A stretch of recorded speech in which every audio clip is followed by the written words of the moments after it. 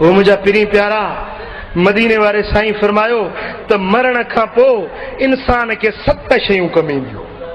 घणियूं शयूं कम ईंदियूं? सुजाग वेठा आहियो, ॻाल्हि सम्झ में अचे थी? साईं फरमाइनि था मरण खां पोइ इंसान के 7 शयूं कम ईंदियूं। हिकिड़ो मुस्नद बाज़ार जे अंदर हदीस आ, मुझे सोने सरदार फरमायो त सभ खां पहिरीं उहो माण्हू जंहिं कुरान मजीद पंहिंजे वरसे में छॾियो। छा छॾियईं? पंहिंजे घर में कुरान वठी रखियईं, वरसे में कुरान छॾियईं। मरण खां पोइ ते कुरान घर में रखियो आहे। घर जा भाती ओड़े पाड़े वारा या बच्चा उन जा कुरान पढ़ंदा, जेसी कुरान जी तिलावत थींदी तेसी उनखे क़ब्र में अजुर ऐं सवाब मिलंदो।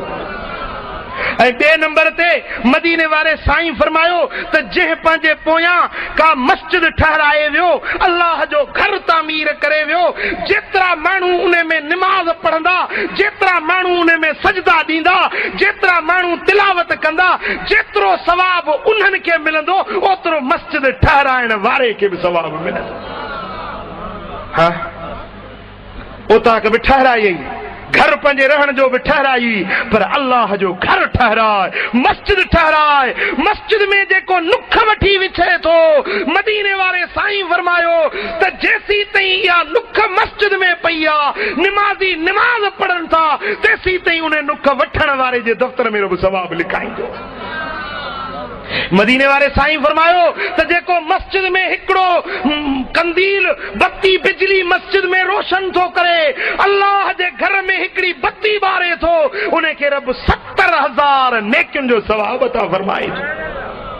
मुझे सोने सरदार फरमायो मन बना मस्जिदन बनल्लाहु ताला कसरन फिल जन्नते, जेको अल्लाह जो घर मस्जिद तामीर कराईंदो आहे, रब जन्नत में उन जे लाइ माड़ी जन्नत जी ठहराईंदो आहे।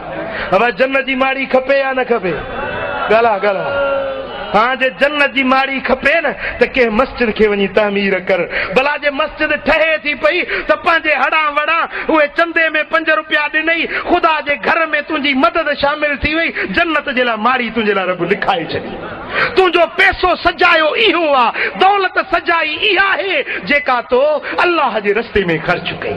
साईं फरमाइनि था उहो माण्हू जंहिं नहर खोटराई, जंहिं रस्तो ठहरायो, इहो जेसी ताईं रस्तो हूंदो मुसाफ़िर हलंदा, वाटाड़ू हलंदा, पुल ठहराई, उन पुल तां माण्हू टपंदा, इन जेसी ताईं इहो रस्तो हूंदो, जेसी ताईं इहा नहर वहंदी रहंदी, माण्हू नफ़ो वठंदा रहंदा, तेसी ताईं उनखे क़ब्र में अजुर ऐं सवाब मिलंदो रहंदो। साईं फरमाइनि था त उहो माण्हू जे वण पोखियो, छा कयईं? वण पोखियईं। जेसी ताईं उहो वण बीठो हूंदो, उन वण जे छांव में माण्हू अचे वेंदा, जानवर अचे आसास कंदा, उन वण जे छांव में पखीअड़ा आखेरड़ा ठाहे वेंदा, उन वण में मेवो थियो, माण्हुनि मेवो खाधो, कंहिं जानवर मेवो खाधो। जेसी ताईं उहो वण ज़मीन ते हूंदो, तेसी ताईं वण पोखण वारे जे दफ़्तर में बि सवाब लिखंदो रहंदो।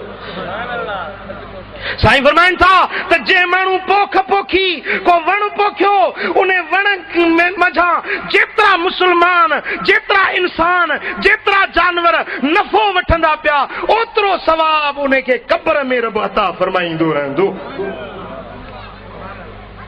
पर हिकिड़े माण्हू पोख पोखी आहे, उन पोख मंझि कॾहिं थींदो आहे न झार थींदी आहे, कुहारी वीचारा या खंभाणी खयूं पिया उछलाईंदा आहिनि, हकल होड़ पिया कंदा आहिनि, पर तॾहिं बि झार अचे दाणा खाई वेंदी आहे। साईं फरमाइनि था त या पखीअड़नि जेतिरा दाणा खाधा, दाणो दाणो सदके में रब लिखाए छॾी। इन हारी खे, इन ज़मींदार खे रब करीम इन दाणे दाणे जो अजुर अता फरमाईंदो।